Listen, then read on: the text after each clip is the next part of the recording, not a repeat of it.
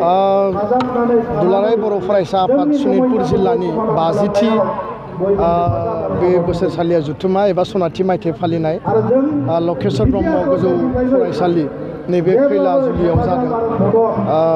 बेयाव लोब लोब रायजाफोर फैदों। जोबोद माने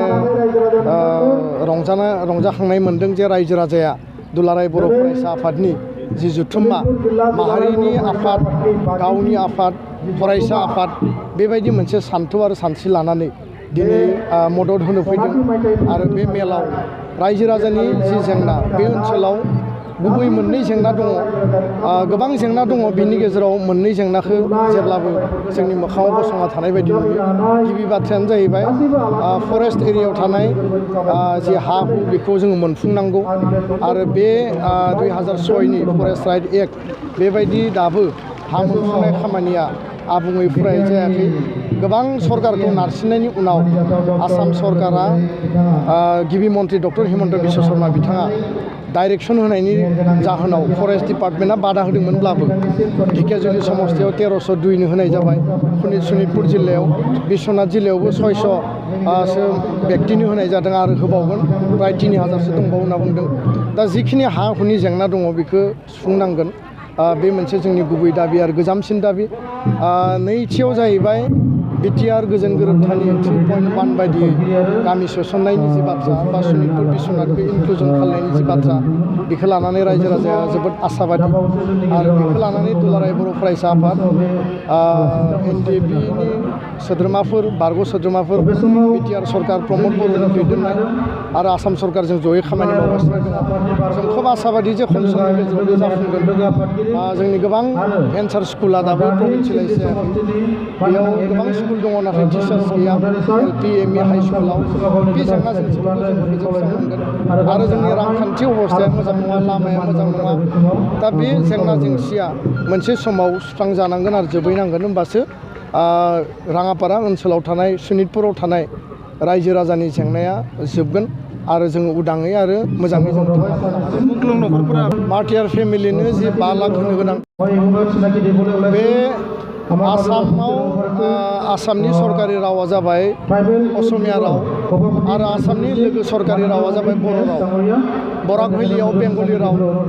दा आसामनि गासै बर' रावा जिहेतु 90 सिडुलाव हाबबाय, बिटिआर सुक्तिजों सरकारि राव हिसाबै गनाय जाबाय।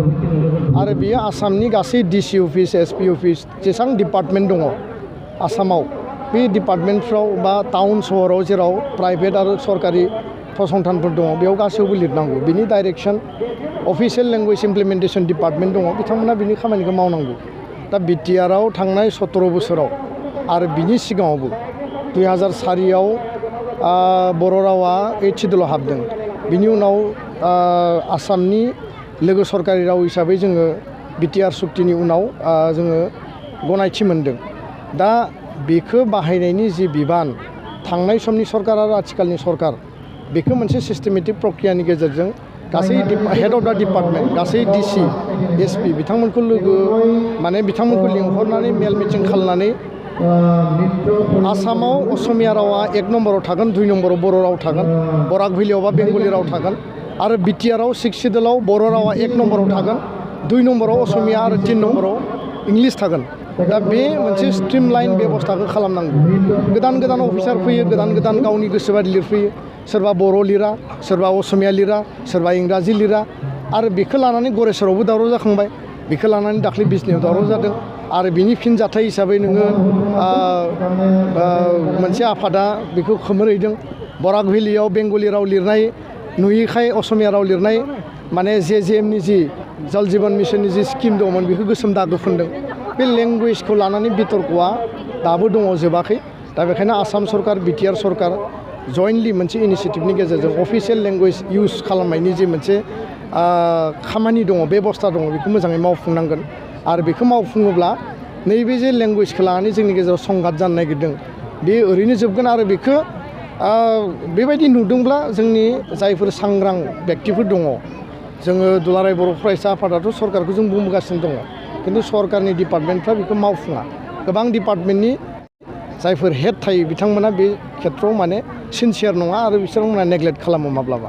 नोंथांमोना दिल्लीयाव हम सेक्रेटारिखौ लोगो हमहैदोंमोन, बिनि फिथाइया माबायदि? बिटिआर गोजोन गोरोबथाया 3 बोसोर जानोसै।